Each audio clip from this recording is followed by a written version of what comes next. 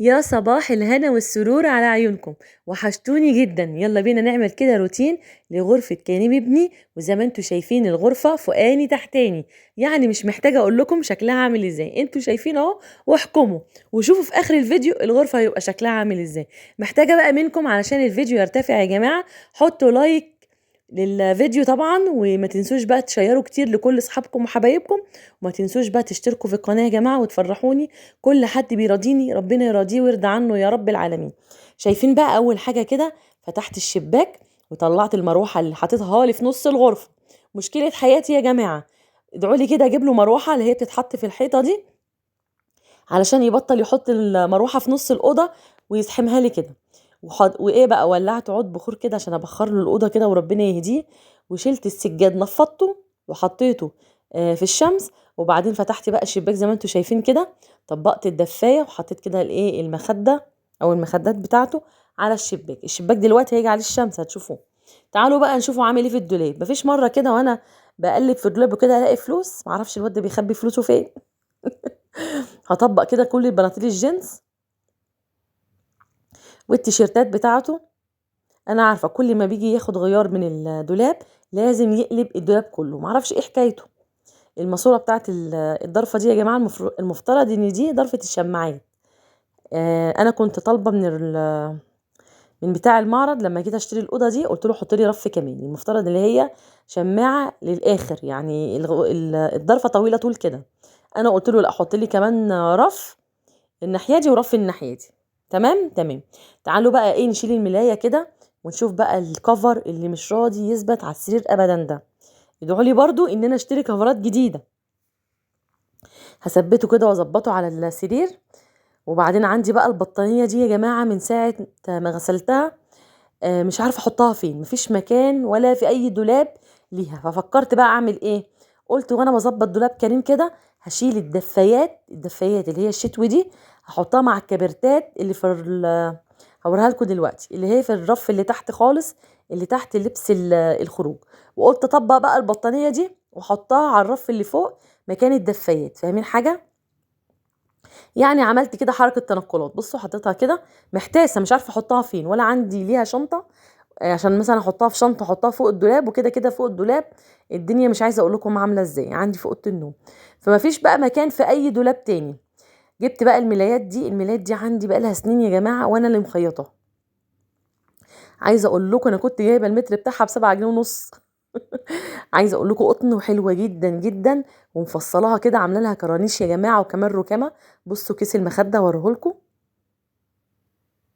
بصوا ركامه، حاجه كده رايقه. كنت شاريه لها بقى ركامه وكنت عامله لها كرانيش كده ومروقاها، كانت حلوه قوي. كنت جايباها في عيد وكان شكلها بقى ايه، مش عايزه اقول لكم الوانها كده كانت مزهزهه. دي هي بهتت من الغسيل. هحط بقى كده لبست اكياس المخدات واحطها على الشباك. الشمس جت على الشباك خلاص. وهسيبه بقى، هروح للسرير التاني. بصوا اجدع واحد يقلع هدومه ويرميها على السرير وما تعرفوش ايه يعني ايه اللي نضيف وايه اللي مش نضيف. يعني وانا بشيل كده الاقي نضيف احطه في الدولاب، والاقي مش نضيف برضو بحطه في الباسكت.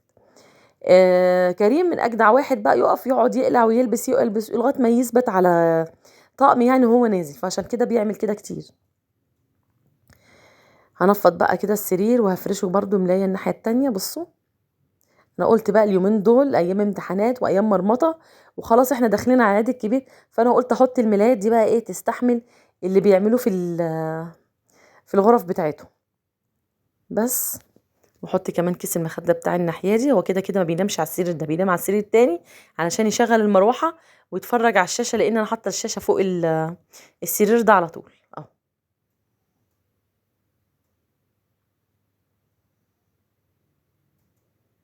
بس احط بقى المخده هنا كده.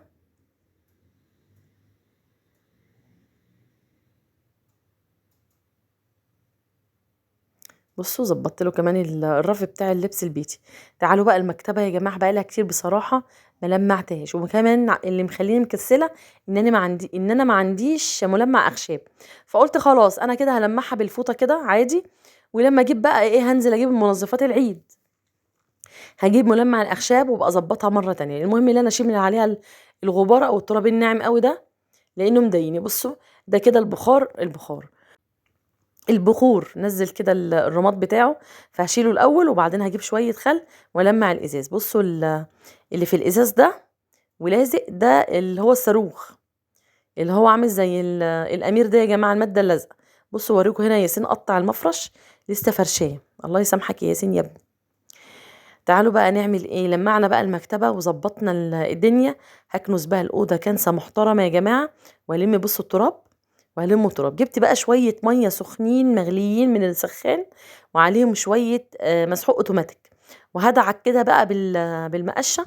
عايزه اقول لكم انا مش حاطه ميه كتير عشان الميه ما تنزلش بقى تحت السرير وتحت الدولاب وتحت المكتبه وتبوظ لي الخشب، لا، حبه ميه مش كتير. بصوا يا دوبك كده وسطاني عشان المع بيهم السيراميك. وبعدين بقى جبت فوطه عندي قديمه قسمتها 2، نصها خدته في المطبخ، يعني ألمّع بيها الأرضية بتاعة المطبخ، والنُص التاني بقى نشّفت بيه. عايزة أقول لكم يا جماعة والله حلوة جدًا، أحلى من المَبّ والشرشوبة والكلام ده. بتمتص بالمَيّة حلو أوي، وبتلمّع وبتنضّف بصراحة. خلّصت ورُحت شاطفاها وحطيتها برضه في الشمس، بُصّوا بتنشّف الأرض في minute. عايزة أقول لكم الشرشوبة بافضل طول النهار سايبة الأرض تنشف. وبعدين طبعًا نفّضنا السجادة وحطيناها، بُصّوا بقى الأوضة راحت زي الفل. محتاجة منكم يا جماعة والله العظيم دعم نفسي، اللايك اللي هتحطوه ده والتعليق الحلو منكم ده كأنكم بتدعموني نفسيا، والله العظيم كل اللي يراضيني ربنا يراضيه في الأيام المفترجة اللي احنا فيها دي. الكلمة الطيبة حسنة، يعني لما تكتبوا كده كلمة بلاش تقولوا لي كلمة يعني تمدحوا فيا، لا، يعني قولوا ذكر، سيبوا ذكر حلو كده في التعليقات نقراه كده ورا بعض وناخد حسنات.